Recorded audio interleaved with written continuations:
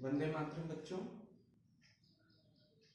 वंदे मातरम बच्चों, आज हम चैप्टर फर्स्ट की स्टडी करेंगे। रसायन विज्ञान कक्षा 12। चैप्टर का नाम अपना ठोस अवस्था।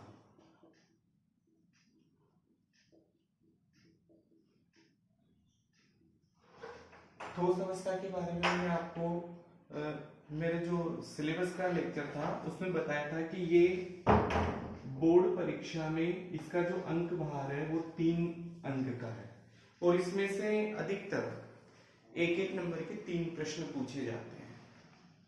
ठीक है, देखो हमारा जो रसायन विज्ञान सब्जेक्ट है, तो रसायन विज्ञान की एक डिफिनीशन होती है जिसके अंतर्गत हम पदार्थ की संरचना, संगठन और गुणधर्म रूपांतरण, उपयोग आदि का अध्ययन करते हैं। तो यहाँ पे अपन जो रसायन विज्ञान में अपन पदार्थ के बारे में अध्ययन करते हैं और जो पदार्थ होता है उसकी 3 भौतिक अवस्थाएं होती है। कितनी अवस्थाएं होती है? 3 होती है। ठोस अवस्था, द्रव अवस्था, गैस अवस्था। जो ठोस अवस्था होती है उसमें द्रव अवस्था में और गैस अवस्था में जो मुख्य डिफरेंस होता है वो डिफरेंस होता है उनके अवयवी कणों के मध्य आकर्षण बल है, दूरी कितनी है, उनके आधार पर हम उसमें क्या करते हैं, डिफरेंस करते हैं। तो आप सबसे पहले ठोस अवस्था की परिभाषा लिखिए। लिखो, किसी पदार्थ की ठोस अवस्था, किसी पदार्थ की ठोस अवस्था वह अवस्था होती है जिसमें उसका गलनांक वायुमंडलीय दाब पर, उसका गलनांक वायुमंडलीय दाब पर कमरे के ताप से उच्च होता है। सामान्यतया कमरे का ताप हम 25 डिग्री सेल्सियस मानते हैं। कितना मानते हैं? 25 डिग्री सेल्सियस। यदि आपके कोई न्यूमेरिकल आ जाए और उसमें दे दे कमरे के ताप पर कोई ठोस है तो उसके बारे में आपसे टेम्परेचर नहीं दे, तो कमरे का ताप जहां पे आ जाए वहां पे आप उसको कितना मान के करोगे? 25 डिग्री सेल्सियस। और यदि केल्विन में उसकी मात्रक बात करें अपन तो वो हो जाएगा आपके 298 केल्विन। ठोस अवस्था के सामान्य अभिलक्षण। अगला अपना टॉपिक कौन सा है? ठोस अवस्था के सामान्य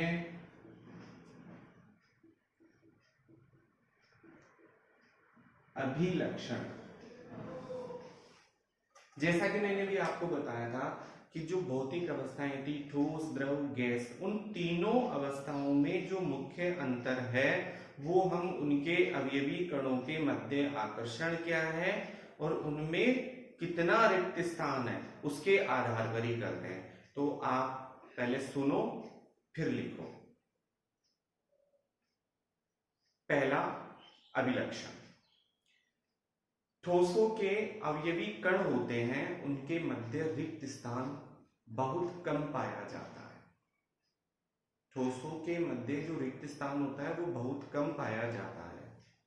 ठोस होते हैं उनके अवयवी कणों के मध्य आकर्षण बल सर्वाधिक पाया जाता है, जिस कारण से इनके अवयवी कण बहुत ज्यादा सन्निकट हो जाने के कारण इनमें प्रत्यास्थता नहीं पाई जाती। अर्थात यदि हम बल लगाकर इन्हें दबाने का प्रयास करें तो ये संपीड़ित नहीं होते। इनके गलनांक उच्च होते हैं, अतः इनके क्वथनांक भी उच्च होते हैं। इनके क्वथनांक भी क्या होते हैं? उच्च होते हैं। ये अत्यधिक कठोर होते हैं और अवयवी कणों में इनकी जो स्थितियां होती है वो निश्चित होती है।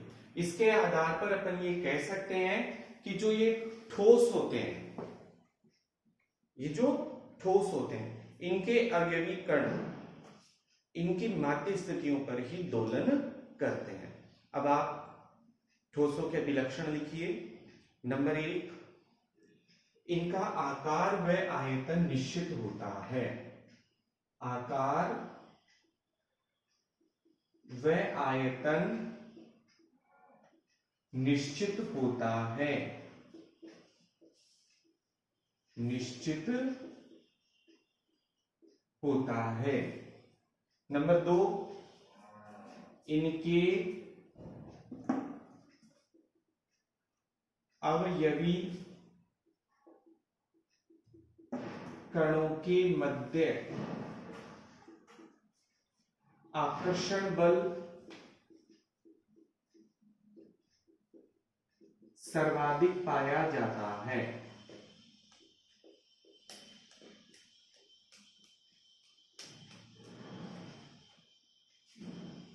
अब देखो, आकर्षण बल सर्वाधिक पाया जाता है तो इनके अवयवी कणों के मध्य रिक्त स्थान नहीं होता या यदि हो तो नगण्य पाया जाता है। नगण्य होता है। जब इनके मध्य रिक्त स्थान नहीं होता, इनके मध्य रिक्त स्थान नहीं होता तो ये कैसे होते हैं? अत्यधिक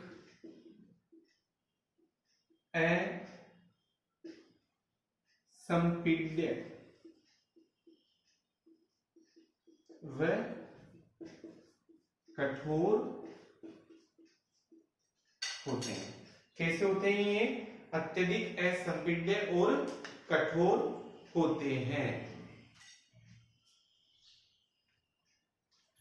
अब आप देखो, आकर्षण बल सर्वाधिक है, रिक्त स्थान नहीं होता, असंपीड्य होते हैं, कठोर होते हैं, तो अगला इनका विलक्षण क्या हो जाएगा कि इनका ठोसों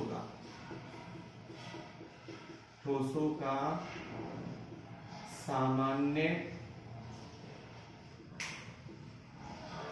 तया गलनांक उच्च होता है।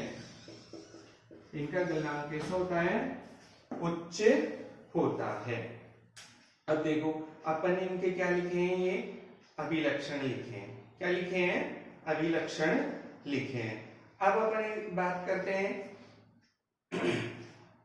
गलनांक और क्वथनांक के बारे में कि गलनांक और क्वथनांक क्या होता है। टॉपिक डालो, गलनांक। गलनांक क्या है?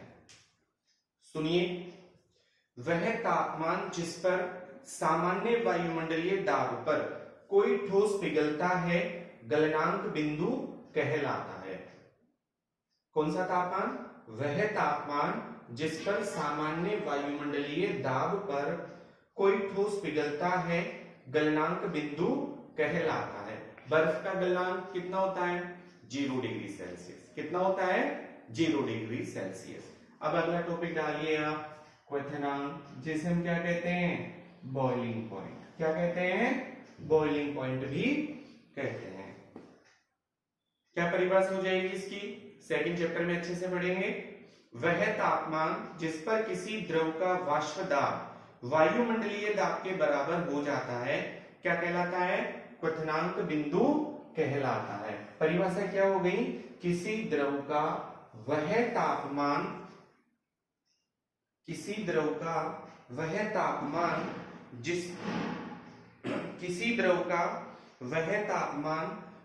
पर उसका वाष्प दाब वायुमंडलीय दाब के बराबर हो जाता है क्या कहलाता है?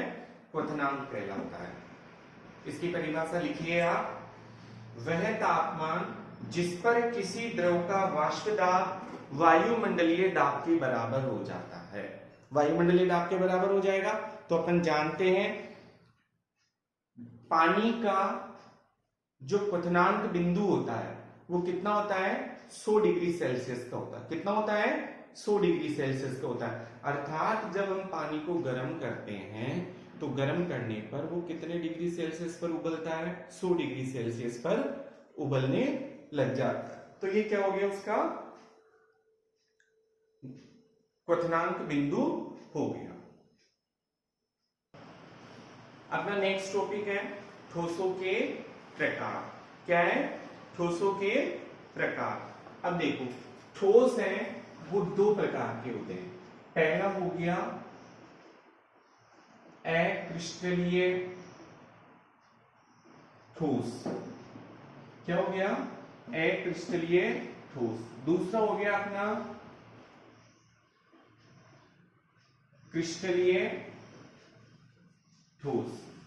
अक्रिस्टलीय ठोस को हम क्या कहते हैं, आभासी ठोस।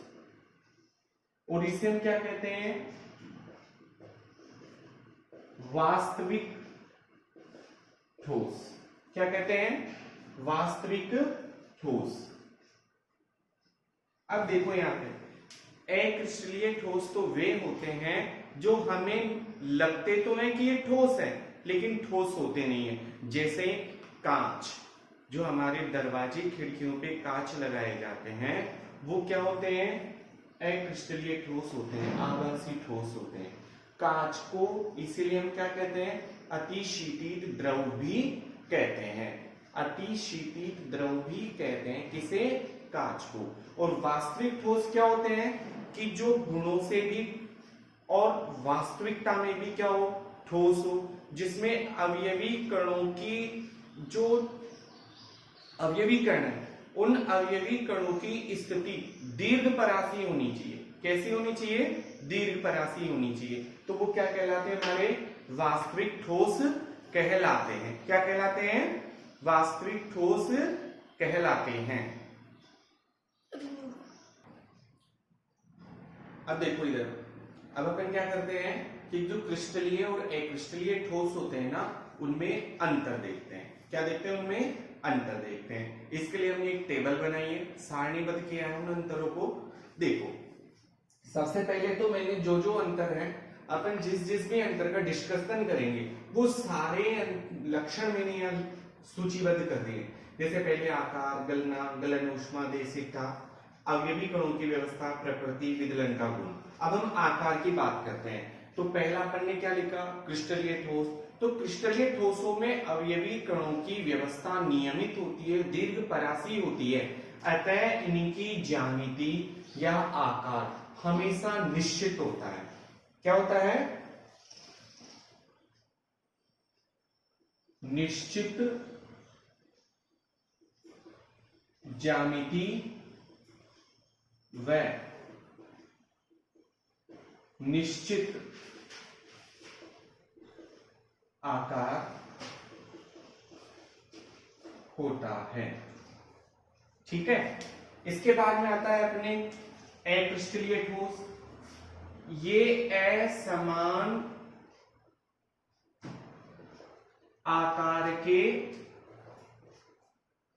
होते हैं, या हम ये कह सकते हैं कि इनका जो आकार और आकृति है वह अनिश्चित होती है। ठीक है। इसके आगे अपना सेकंड है, वो है गलनांक। गलनांक निश्चित होते हैं और अक्रिस्टलीय ठोस के गलनांक क्या होते हैं, अनिश्चित होते हैं। क्या होते हैं, अनिश्चित होते हैं। दूसरा, जो क्रिस्टलीय ठोस होते हैं इनके गलनांक निश्चित होने के साथ साथ अभिलाक्षणिक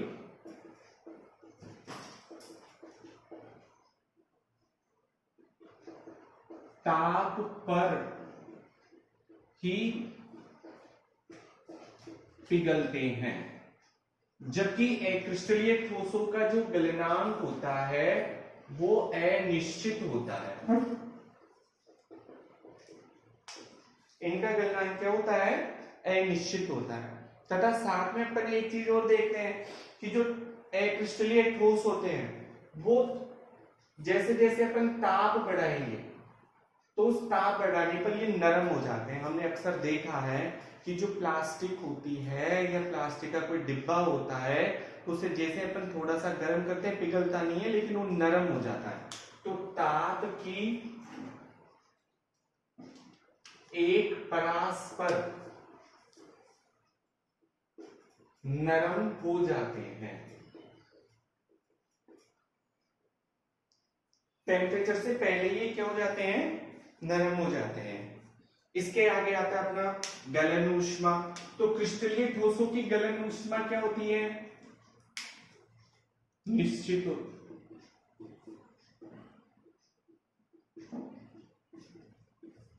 इनकी अनिश्चित होती है।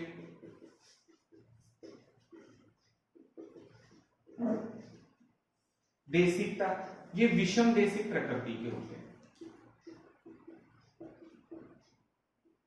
और ये समदेशिक होते हैं। कैसे होते हैं, समदेशिक, अक्रिस्टलीय ठोस। अवयवी कणों की व्यवस्था, इनकी दीर्घ परासी व्यवस्था होती है, दीर्घ परासी व्यवस्था, और ये शॉर्ट रेंज ऑर्डर में पाए जाते हैं, या अपन ये कह सकते हैं लघु परासी होते हैं। कैसे होते हैं ये, लघु परासी। प्रकृति, प्रकृति की अगर अपन बात करते हैं तो अभी मैंने इनके नाम लिखे थे, जब भी बताया था कि इसकी प्रकृति कैसी होती है, कि ये वास्तविक ठोस होते हैं। कैसे होते हैं ये, वास्तविक। और ये कैसे होते हैं, आभासी ठोस। विदलन का गुण, यदि हम किसी तेज धार वाले औजार से क्रिस्टलीय ठोस को काटें तो दो चिकनी सपाट सतहों से ये दो भागों में बट जाता है, और जबकि अक्रिस्टलीय ठोस को हम किसी तेज धार वाले औजार से काटते हैं तो वो दो बराबर भागों में नहीं कटता। तो अपन लिख सकते हैं, लिखो आप, तेज धार वाले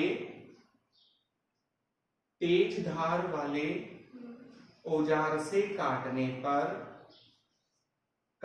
पर यह दो सपाट व चिकनी सतहों में कट जाते हैं,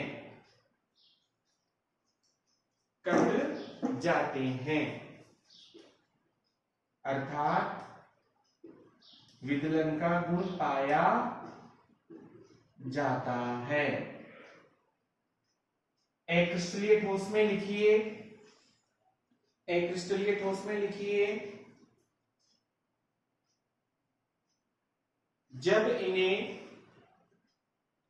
तेज धार वाले औजार से काटते हैं तो ये दो असमान सतहों में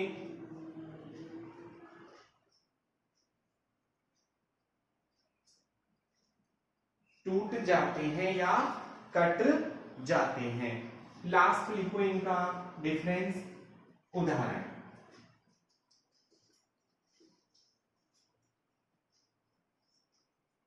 NaCl, हीरा, एल्यूमिनियम, आयरन आदि धातुएं, ये सब क्रिस्टलीय ठोस है। इसके आगे क्रिस्टलीय ठोस के उदाहरण की अगर अपन बात करते हैं तो इसके उदाहरण आ जाएंगे प्लास्टिक, रबर, कांच आदि। हाँ, अब देखो भी अपन ने एक गुण लिखा था देशिकता। तो देशिकता में क्रिस्टलीय ठोसों के लिए अपन ने लिखा कि क्रिस्टलीय ठोस विषम देशिक प्रकृति के होते हैं,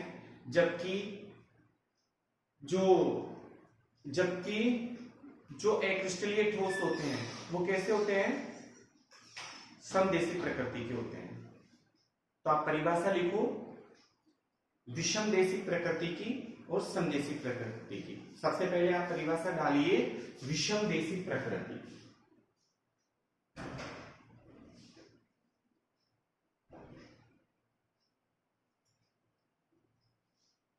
विषम देशिक प्रकृति या विषम देशिकता।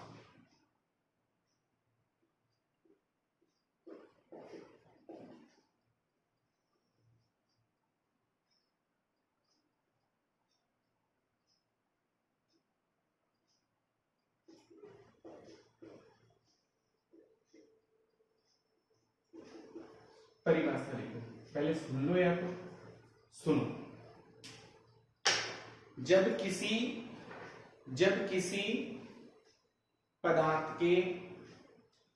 किसी पदार्थ के भौतिक गुण अपवर्तनांक, परावैद्युतांक,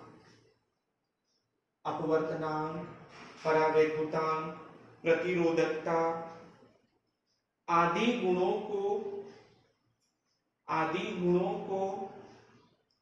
भिन्न भिन्न दिशाओं से मापने पर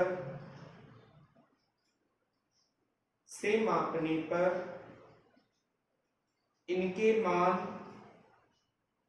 भिन्न भिन्न प्राप्त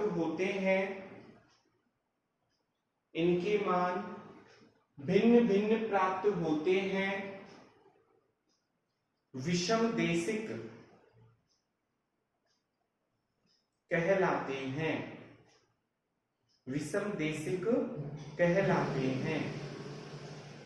तथा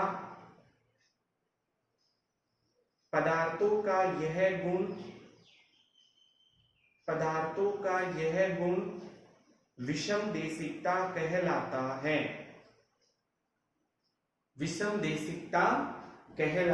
है। सेकंड परिभाषा लिखो आप, समदेशिकता। कौन सी है? समदेशिकता। लिखो, वे पदार्थ जिनके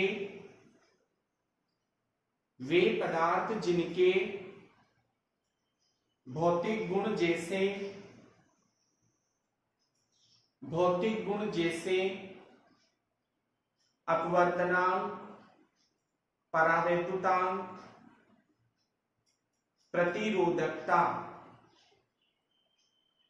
प्रतिरोधकता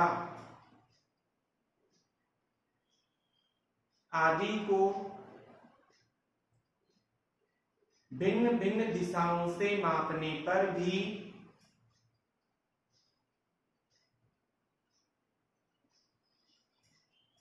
इनके मान एक समान प्राप्त होते हैं।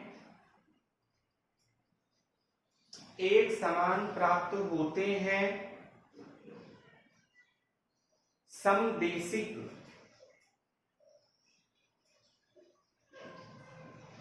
पदार्थ कहलाते हैं। वह इस गुण को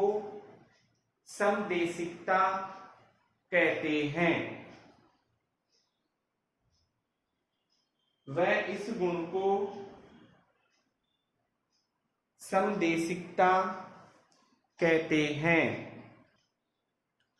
अब अपना अगला जो टॉपिक है वो है क्रिस्टलीय ठोसों के प्रकार। क्या आएगा? क्रिस्टलीय ठोसों के प्रकार। देखिए, मैं टेबल में बता रहा हूं आपको, टेबल बनानी है सबको, तो टेबल बनाओ मेरे साथ के साथ। ठोसों के प्रकार के लिए अपन एक ही टेबल बना रहे हैं। इस टेबल में अपन देखते हैं कि ठोसों के प्रकार लिखेंगे, तो उन सभी ठोसों में जैसे बात करते हैं अपन, आणविक ठोस आएंगे, आयनिक ठोस आएंगे, धात्विक ठोस आएंगे, उससे सहसंयोजी ठोस आएंगे। तो उन सभी ठोसों के अवयवी कण क्या है, उन अवयवी कणों के मध्य कौन सा बंध है या कौन सा आकर्षण बल लगेगा, उनके क्या उदाहरण है, उनकी भौतिक प्रकृति कैसी है, ठोस है, मुलायम है, नरम है, द्रव है, गैस है, क्या है, उनकी ठोस वैद्युत के चालक है, कुचालक, उनकी प्रकृति कैसी है, उनके गलनांक क्या है और वो किस प्रकार के विलयन में किस प्रकार के विलयन में विलय होंगे। देखो बच्चों, अभी मैंने कहा था आपसे कि अब अपन जो ठोस है, क्रिस्टलीय ठोस, उनके प्रकारों का अध्ययन करेंगे। मैंने कहा था कि अपन एक टेबल बनाएंगे और उस टेबल के बारे में अपन स्टडी करेंगे। तो मैंने बताया था, आपके टेबल बताई थी, उसके लिए सारे कॉलम बना लिए आप सबने।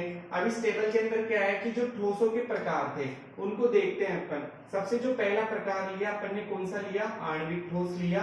और आणविक ठोस को 3 भागों में वर्गीकृत किया गया है। आणविक ठोस वे ठोस होते हैं जिनका अवयवी कण कौन सा हो? अणु हो। जिनका अवयवी कण अणु होगा वो आणविक ठोस होगा। क्या होगा? वो आणविक ठोस होगा। अब अध्रुवीय अणु में लंदन बल, जो अध्रुवीय थे आणविक ठोस, उसमें बंद या आकर्षण बल कौन सा है? लंदन बल है। उनके उदाहरण कौन से हो गए? Hydrogen, helium, carbon tetrachloride. अध्रुवीय क्रिस्टलीय ठोस की प्रकृति कैसी होगी? मुलायम। विद्युत चालकता, विद्युत रोधी होते हैं। इनका गलनांक अत्यधिक निम्न होता है और इनकी विलयता, ये पूरे आणविक ठोस और आयनिक ठोस ध्रुवीय विलायकों में विलय होते हैं। ध्रुवीय विलायक कौन कौन से हैं? H2O, NH3, HF आदि। ये कैसे हैं? ध्रुवीय विलायक है। ध्रुवीय विलायक का मतलब कि ऐसा विलायक जिसमें प्लस और माइनस के 2 ध्रुव पाए जाते हैं, वो ध्रुवीय विलायक कहलाते हैं। उनके अंदर आणविक ठोस और आयनिक ठोस क्या होते हैं? विलयशील होते हैं। दूसरा था अपना ध्रुवीय आणविक क्रिस्टलीय ठोस। तो इसके बारे में भी अपन लिखेंगे कि अणु इसका अवयवीकरण होता है, इसमें द्विध्रुव द्विध्रुव आकर्षण बल पाया जाता है। HCl और CH-Cl3 जैसे इसके एग्जाम्पल है। प्रकृति मुलायम है, विद्युत रोधी है, अत्यधिक निम्न होते हैं और किसमें विलय होते हैं? ध्रुवीय विलायकों में विलय होते हैं। हाइड्रोजन बंधित आणविक क्रिस्टलीय ठोस होते हैं, उसके जो अवयवीकरण है वो भी अणु ही होता है और इसके अंदर जो बंध और आकर्षण बल होता है वो कौन सा होता है? हाइड्रोजन बंध पाया जाता है। इसके उदाहरण अपन सब जानते हैं, H2O, NH3, HF आदि इसके एग्जाम्पल है। और अब इसमें देखो आप, भौतिक प्रकृति कैसी होती है इसकी? कठोर होती है और विद्युत के लिए विद्युत रोधी होते हैं। गलनांक निम्न पाया जाता है इनका और इनकी विलयता भी किसमें होती है? ध्रुवीय विलायकों में ये विलय होते हैं। इसके बाद में आता है अपने आयनिक ठोस। तो आयनिक ठोस में अवयवी कण क्या हो गया? आयन। इसलिए अपन इसे क्या कहते हैं? आयनिक क्रिस्टलीय ठोस।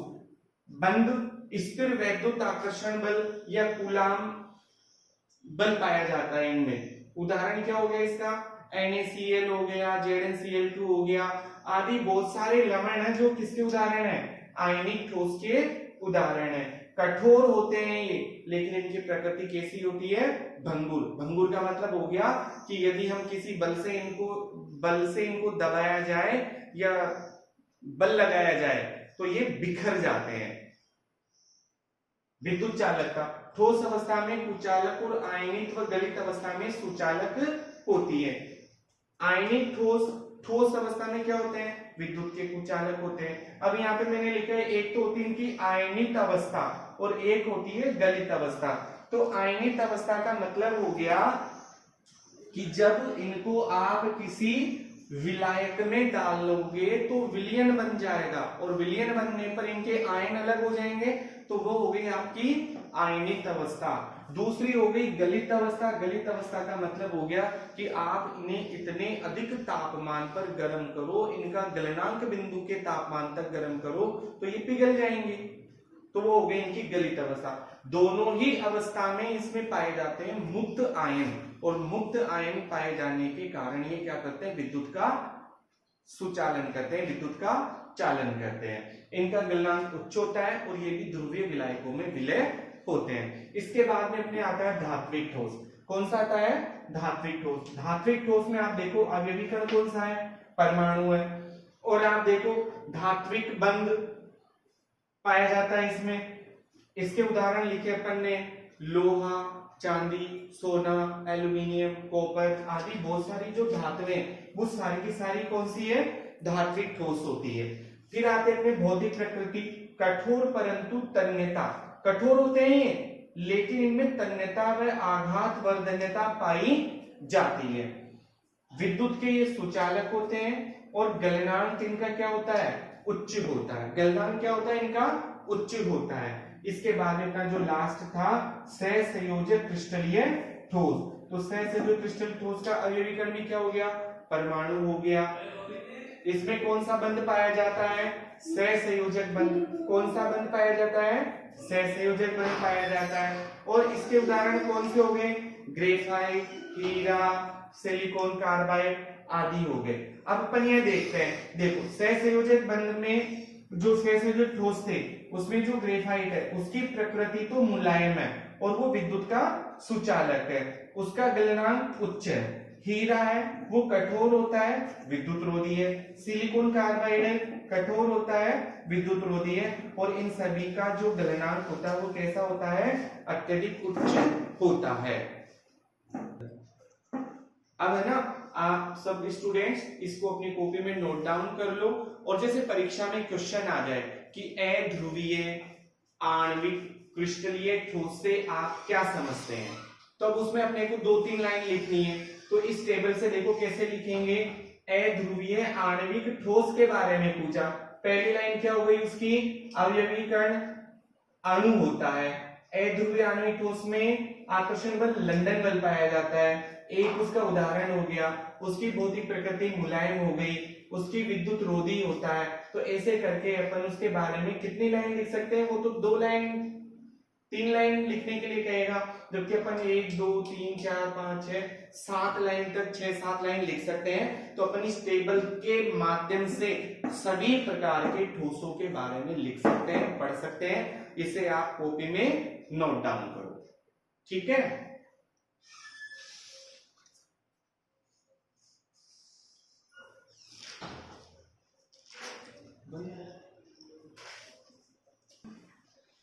अब देखो आप इसे उतार तो रहे हो, लेकिन उतारते उतारते इस YouTube चैनल को आप सभी को क्या करना है, लाइक शेयर, और जो भी क्वेश्चन नहीं आए वो कमेंट्स बॉक्स में डालना है। सभी को क्वेश्चंस के आंसर कमेंट्स बॉक्स में मिल जाएंगे। पहली बात, यदि आप कमेंट्स बॉक्स में अपने अपने व्हाट्सएप नंबर दोगे ना, तो मैं आपके व्हाट्सएप नंबर से एक केमिस्ट्री का ग्रुप बना रहा हूँ, उस ग्रुप में मैं आपको जोड़ लूंगा। और उसे जोड़ने के बाद आप देखो, हम उसमें केमिस्ट्री के जो नोट्स हैं उसकी PDF फाइल भी डालेंगे।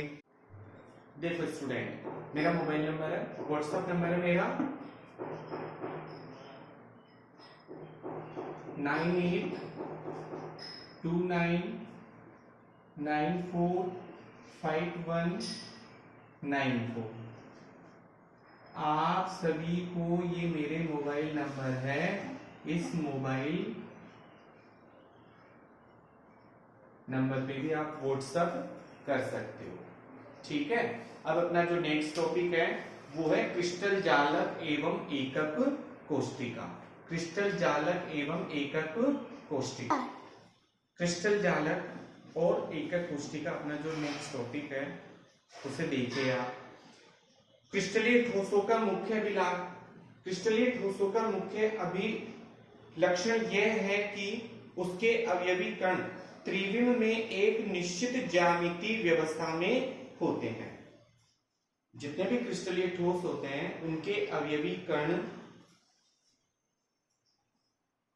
त्रिविम में एक नियमित ज्यामितीय व्यवस्था में होते हैं।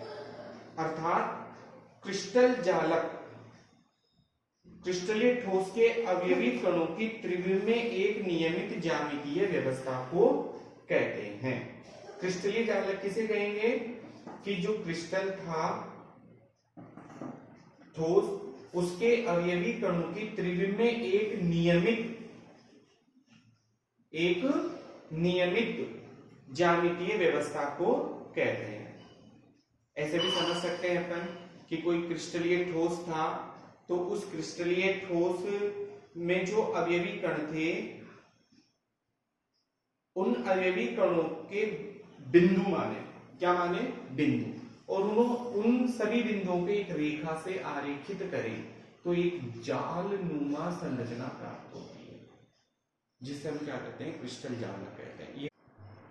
अब अपना जो नेक्स्ट टॉपिक है वो कौन सा है, क्रिस्टल जालक व एकक कोष्टिका, क्रिस्टल जालक व एकक कोष्टिका।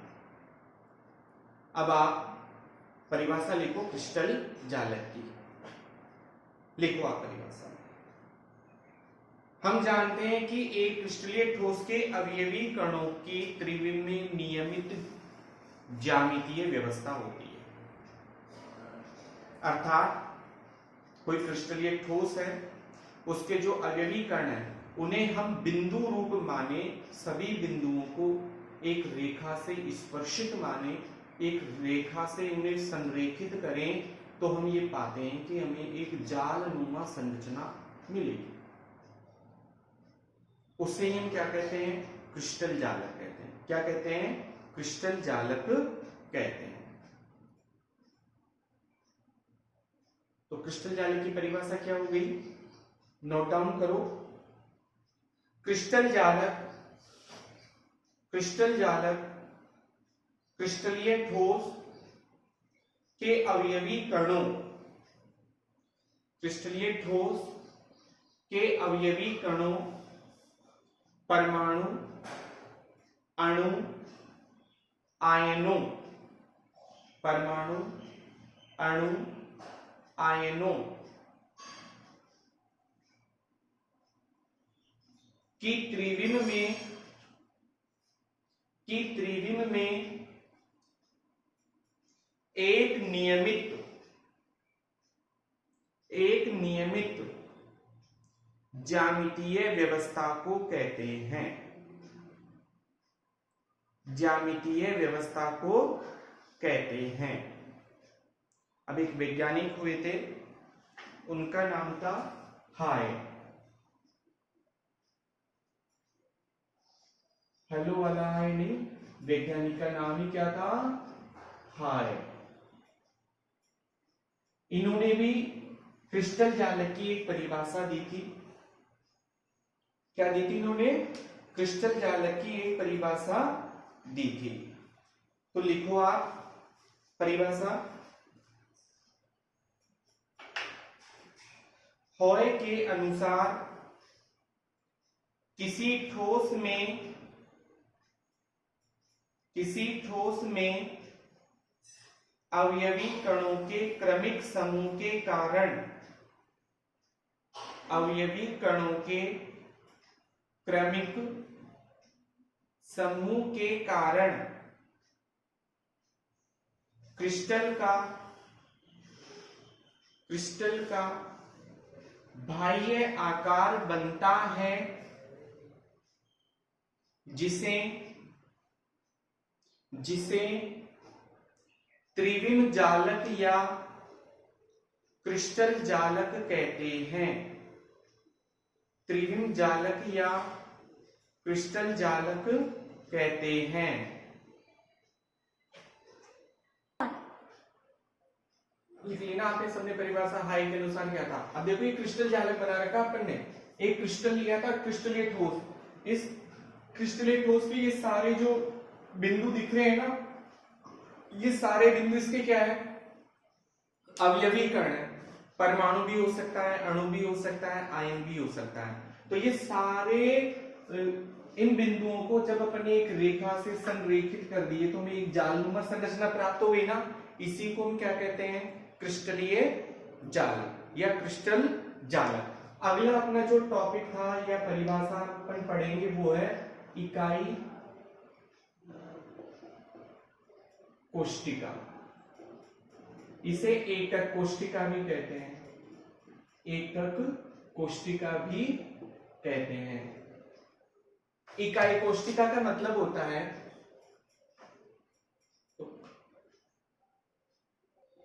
इकाई कोष्टिका का मतलब होता है कि संपूर्ण क्रिस्टल संरचना की वह छोटी से छोटी इकाई जो विभिन्न दिशाओं में समान रूप से बार बार दोहराने पर क्रिस्टल संरचना को पुनः उत्पन्न कर देती है, पुनः उत्पन्न कर देती है, एकक कोष्टिका कहलाती है। दोबारा से सुनो, संपूर्ण क्रिस्टल संरचना की वह छोटी से छोटी इकाई जिसे विभिन्न दिशाओं में समान रूप से बार बार दोहराने पर, विभिन्न दिशाओं में समान रूप से बार बार दोहराने पर क्रिस्टल संरचना को पुनः उत्पन्न कर देती है, इकाई कोशिका या एकक कोशिका कहलाती है। अब देखो एक बार इधर बोर्ड की तरफ,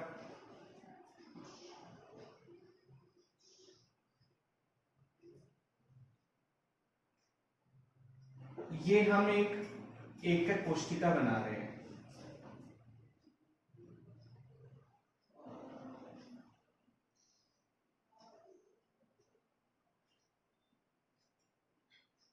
अब इस एकक कोशिका में ये क्या है, अवयवी कण। इन अवयवी कणों को संरेखित करके अपने एकक कोशिका बना ली।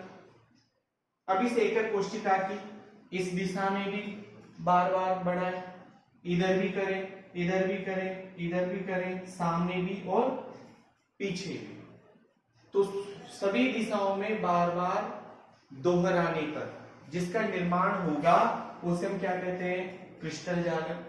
ये एकक कोशिका, एक ये रही, दूसरी, तीसरी, चौथी, हो गई ना एकक कोशिका। तो एकक कोशिका का बार बार दोहराने पर किसका निर्माण हो गया, क्रिस्टल जालक का निर्माण हो गया। किसका निर्माण हो गया, क्रिस्टल जालक का। अपना जो नेक्स्ट टॉपिक है वो है क्रिस्टल जालक के लक्षण, जो निम्न है। क्रिस्टल जालक के लक्षण, पहला लक्षण है कि क्रिस्टल जालक में हमने जो संरचना बनाई थी उसमें जो प्रत्येक बिंदु था वह प्रत्येक बिंदु क्या कहलाता है, जालक बिंदु या जालक स्थल कहलाता है। दूसरा है प्रत्येक बिंदु एक अवयवी कण, चाहे वो अणु हो, परमाणु हो या आयन हो, उसे क्या करता है, निरूपित करता है। नेक्स्ट अपना जालक बिंदुओं को सीधी रेखाओं से जोड़ देते हैं तो उस क्रिस्टल जालक की ज्यामिति प्राप्त हो जाती है। या हम ये भी कह सकते हैं कि क्रिस्टल जालक के सभी जालक बिंदुओं को रेखा से जोड़कर जालक की ज्यामिति व्यक्त कर सकते हैं, प्राप्त कर सकते हैं। जिन समतल पृष्ठों से जालक बंधे होते हैं उन्हें हम क्या कहते हैं, फलक कहते हैं। क्या कहते हैं, फलक कहते हैं। और दो समीपवर्ती फलकों के प्रतिच्छेदन से क्रिस्टल का किनारा बनता है। क्या बनता है, किनारा बनता है। अब अपना जो नेक्स्ट टॉपिक था वो था एकक कोशिका के पैरामीटर या अभिलाक्षणिक गुण। एकक कोशिका के कौन कौन से होते हैं, तो ये एकक कोशिका भी अपन ने पहले बनाई थी। उस एकक कोशिका में हम देखते हैं कि जो हमारी एक्सिस होती है X Y Z, X Y और जेड, इन एक्सिस के ऊपर ये तो मूल बिंदु हो गया। अब इसके ऊपर एक भुजा हो गई, ए बी और सी, ये तीन भुजाएं हो गई ना। ये तीनों भुजाएं एकक कोशिका के तीनों किनारों की विमाओं को ए बी सी से दर्शाते हैं। ये परस्पर लंबवत हो भी सकती है और नहीं भी हो सकती। दूसरा, किनारों के मध्य में, किनारों के मध्य के कोण, अब बी और सी के मध्य में जो कोण है वो कौन सा है, अल्फा। सी और ए के मध्य में कोण कौन सा है, बीटा। ए व बी के मध्य में कोण कौन सा है, गामा। तो हम ये कह सकते हैं कि एकक कोशिका के कितने पैरामीटर होते हैं, 6 पैरामीटर होते हैं।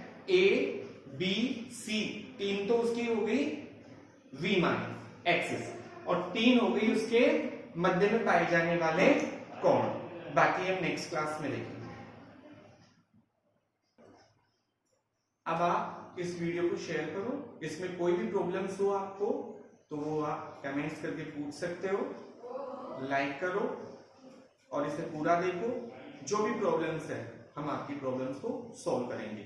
हम और भी विषय के वीडियो लेकर आएंगे जिन्हें आप देखते रहिए। Have a nice day.